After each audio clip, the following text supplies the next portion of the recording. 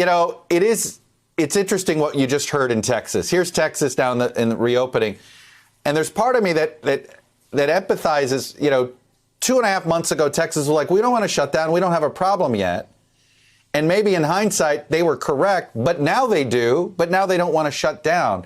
It seems like we're in some really rough situations here because of where shutdowns happen. We didn't have the virus. Now the virus is back and they don't want to shut down. Yeah, Chuck. So this was entirely predictable. And many of us were saying that do not be deceived by the fact that it seems to be an epicenter that's focused in New York and, let's say, New Orleans or wherever it was. And the warning then and now is that this is not the way a virus and a pandemic acts. It will slow down in some places. It'll pop up in other places. And any major state or any major city, rather, in the U.S.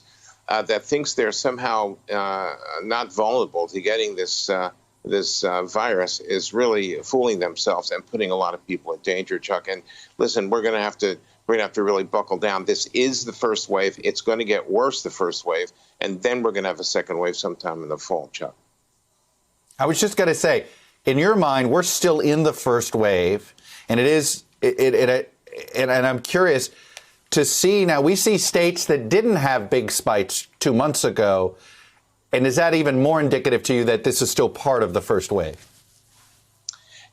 Yes. So the reality is that in an epidemic or pandemic like this, we're going to see pop-ups in severity and prevalence from one place to the other. It's hopping around. It's a patchwork pattern, but we're still in the first wave. And when we get the second wave, those places that thought they might have now gotten over it may see a second wave in those places like New York, like Chicago, and so on.